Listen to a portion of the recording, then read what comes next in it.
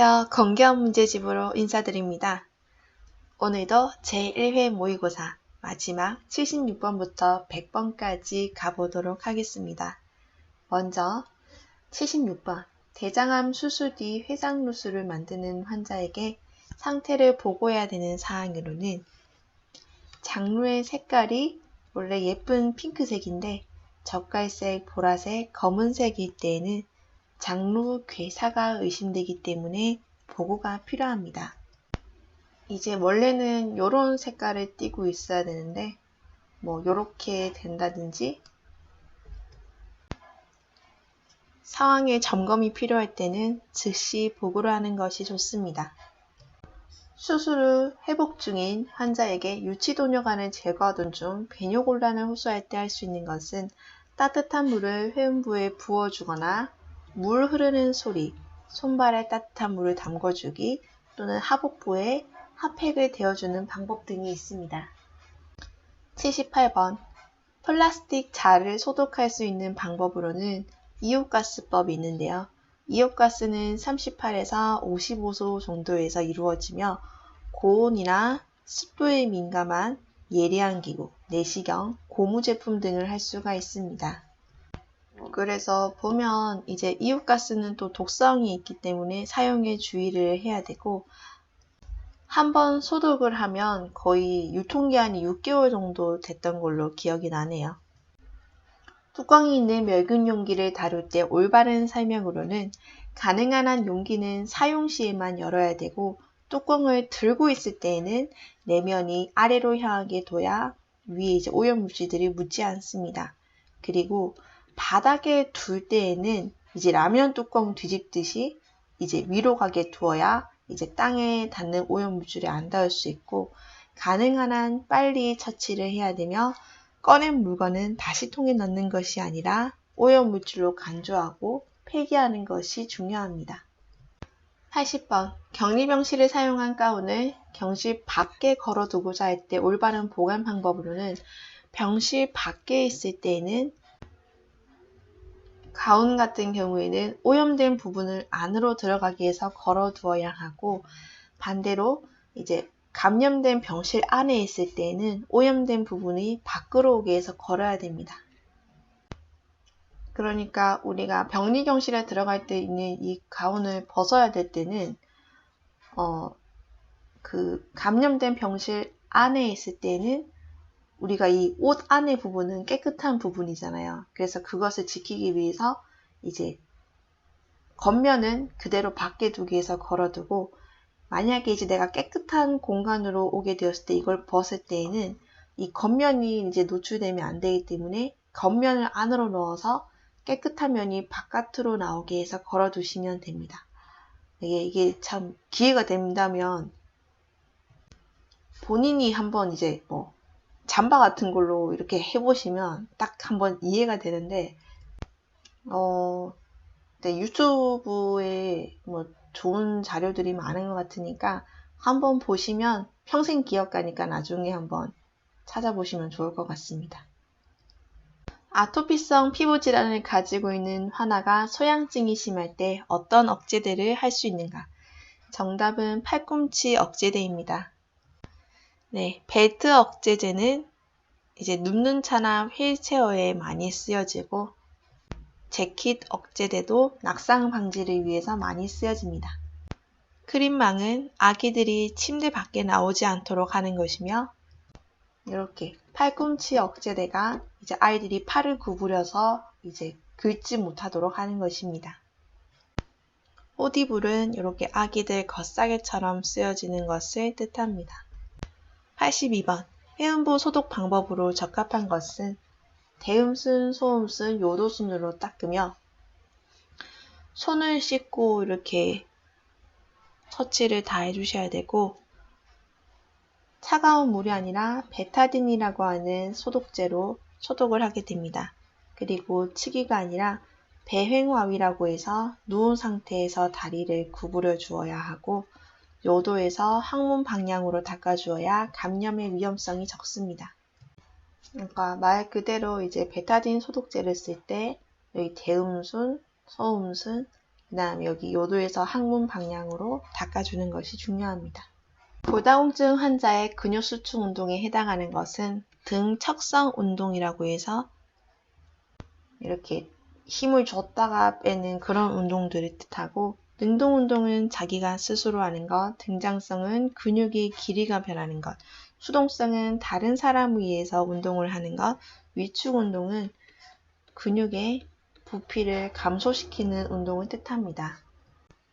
84번 무의식 환자의 하수족 풋드롭을 예방하기 위한 침상보조 기구로는 2번을 고를 수 있습니다. 예전 강의에서도 말씀을 드렸는데요. 우리가 침상에 오랫동안 누워 계시는 분들 같은 경우에는 이렇게 발이 이렇게 90도로 있지 않고 이렇게 떨어집니다. 그래서 나중에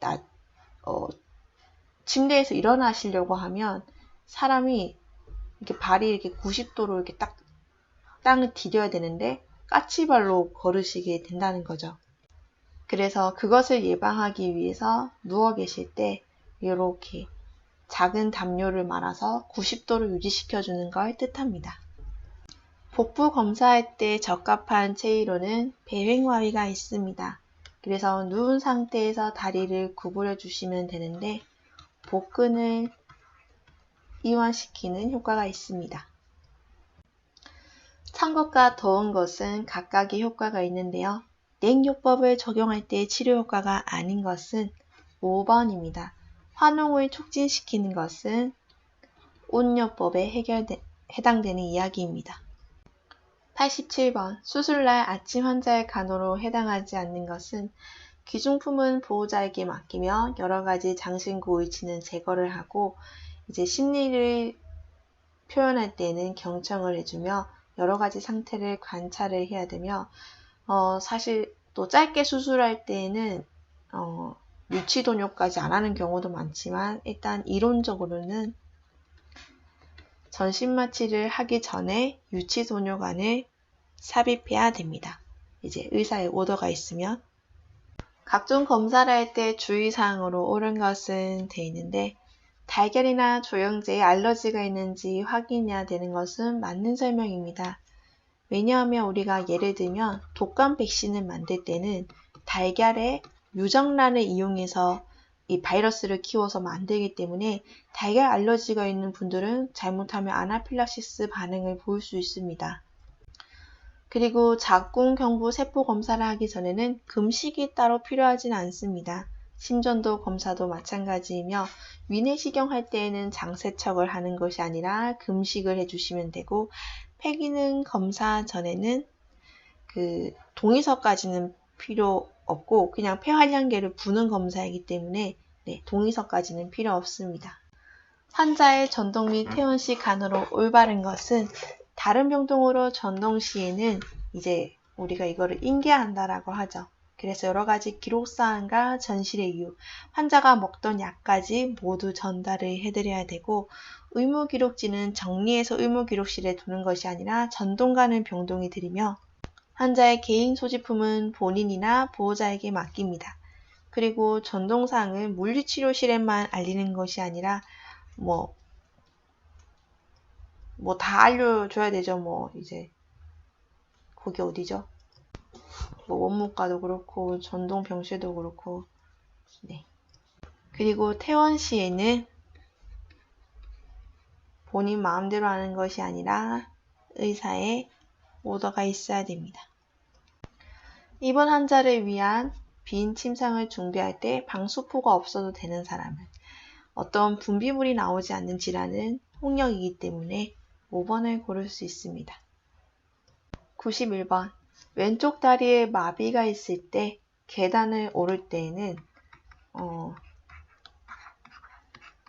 건 위로, 아래로 이렇게 외우시면 좋아요. 그래서 계단을 올라갈 때는 건강한 다리가 먼저 올라가야 되기 때문에 오른쪽 다리를 골라주시면 됩니다.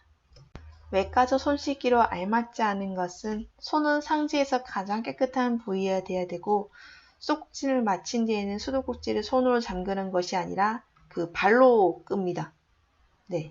그리고 여기 보면 손을 닦은 뒤에 가슴 이하로 내리게 되면 이렇게 중력에 의해서 또 물들이 이렇게 내려가서 손끝을 더럽히기 때문에 우리 드라마에서 보죠. 여기 보면 이렇게 손을 이렇게 올리고 계시잖아요. 그리고 여기 지금 요 발이 보이는데 여긴 이렇게 생겼나? 아무튼 보면은 수술실 손 씻는 곳은 수도꼭지가 없어요. 이렇게 막 발로 껐다 켰다 할 수 있기 때문에 손으로 끄지 않습니다. 93번. 부동 환자가 앙화이로 누워있을 때 잘 생길 수 있는 욕창 부위로는 천골이 될 수 있습니다. 천골은 이제 엉덩이 쪽을 뜻하는데요. 여기 그림에서 보이는 것처럼 각각의 자세에서 걸릴 수 있는 욕창 부위는 다릅니다. 앙화이 같은 경우에는 여기 후두골, 이렇게 견갑골, 그 다음에 팔꿈치, 천골, 발꿈치에서 중력이 가해지기 때문에 여기에서 제일 많이 생겨날 수 있습니다. 94번. 소독법과 멸균법의 원리에 대한 올바른 설명으로는 고압증기 멸균법 같은 경우에는 모든 생물을 다 죽이고 아포를 포함한 것까지 되기 때문에 올바른 설명입니다. 그리고 건열 멸균법은 140도에서 3시간 동안 이루어지는 소독법을 뜻하고, 우유 같은 경우에는 저온 살균법으로 해야 맛과 영양을 지킬 수 있다고 했습니다. 그리고 이온가스는 인체에 독성이 있으며 낮은 온도에서 모든 것을 멸균시킬 수 있고, 자비소독법은 아포까지는 없앨 수 없습니다. 내과적 무균수를 지켜야 할 때는 격리와 역격리와 같이 병원성 세균의 수를 감소시켜야 되를 뜻하고, 수술과 요추천자, 정맥주사, 어떤 침습적인 행위가 이루어지는 것들은 외과적 무균서를 취해야 됩니다. 근육통이 있는 여성 환자에게 더운 물을 적용하려고 할 때 알맞지 않은 것은 나머지 설명들은 모두 맞는 내용이고, 4번에 보면 열존도를 높이기 위해 공기를 넣는다 되어 있는데, 공기를 넣는다라고 해서 열존도를 높이지는 않습니다. 그리고 공기를 빼지 않고 적용시킬 경우 터질 수도 있기 때문에 위험성도 높아집니다. 기관지 확장증이 있는 환자가 기관지경 검사를 하고 병실에 돌아왔을 때는 인후통이 발생 시에는 찬 물주머니를 대줘야 통증이 감소하고, 구토 반사가 있는지 확인 뒤에 수분 섭취를 권장해야 되며 객단 배출은 권장하고 있습니다. 그리고 절대 안정시키는 것이 아니라 호흡 운동을 하게 하여 호흡곤란이 있는지를 관찰해야 됩니다. 호흡곤란이 있는 환자에게 ABGA 검사를 했을 때 검체관리의 주의사항으로는 신속히 검사실로 보내는 것이 중요합니다. 왜냐하면 동맥에서 채취한 이 혈액 검사는 20분 이내에 이루어져야 되며, 어떤 공기 중에 노출이라든지 오랫동안 있게 되면 검사 결과가 다르게 나올 수 있습니다. 네, 보시면 일반 정맥 주사로 이렇게 하는 것이 아니라 정말 동맥을 통해서 이렇게, 근데 야매 방법? 그 동맥을 통해서 이제 그 검사 결과를 봐야 되는데요. 요즘도 그렇게 하시는가 모르겠는데, 옛날에 알부민이었던 것 같아요. 그 알부민 쓰고 나면 위쪽에 이렇게 고무마개가 이렇게 딱 남거든요. 그러면 이거를 씻어가지고 이렇게 등분을 시켰어요. 그러면 이렇게 고무 조각이 나온단 말이죠. 그러면은 이제 닥터가 ABGA를 이렇게 검출하고 나면 얘를 이 고무에 끼워서 이 주사바늘 이렇게 굽혀요. 그러면은 이제 어쨌든 이렇게 딱 검체가 여기 쏙 잘 보관이 되어 있는 상태잖아요. 그래서 그 즉시 바로 검사실로 보냅니다. 네, 딱 이 모습을 보여주고 싶었는데 네, 사진은 없네요. 아니면 요즘은 주사기가 잘 나와서 이 방법은 안 쓰실 수 있겠네요. 검사물을 취급하는 방법 중 올바른 설명으로는 기생충 검사를 위한 대변은 즉시 보내야 하며 객담 채취는 아침에 받아야 이게 그 객담이 밤새 그 농축되어 있어서 검사할 때도 좋다고 하고, 첫 소변은 이제 버리고 시작해야 됩니다. 그리고 아까 얘기한 것처럼 첫 소변은 그 요도구에 있던 미생물이랑 세균이 함께 나올 수 있기 때문에 소변 검사가 조금 달라질 수 있어서 중간 소변을 30에서 50cc 정도 채취하는 것이 좋습니다. 그리고 혈액 검사물은 지체하면 검사 결과가 달라지기 때문에 신속히 검사실로 보내는 것이 중요합니다. 아이고, 벌써 이제 100번이네요. 네. 그래서 100번 상부위장관 조영술을 시행할 때 환자분이 간식을 먹었다. 그랬을 때에는 검사를 연기하고 다시 예약을 받아야 됩니다. 그래서 8시간 금식을 잘 지키셔야 올바른 검사 결과가 나올 수 있음을 한 번 더 인지시켜 드리는 것이 중요합니다. 네, 수고하셨습니다.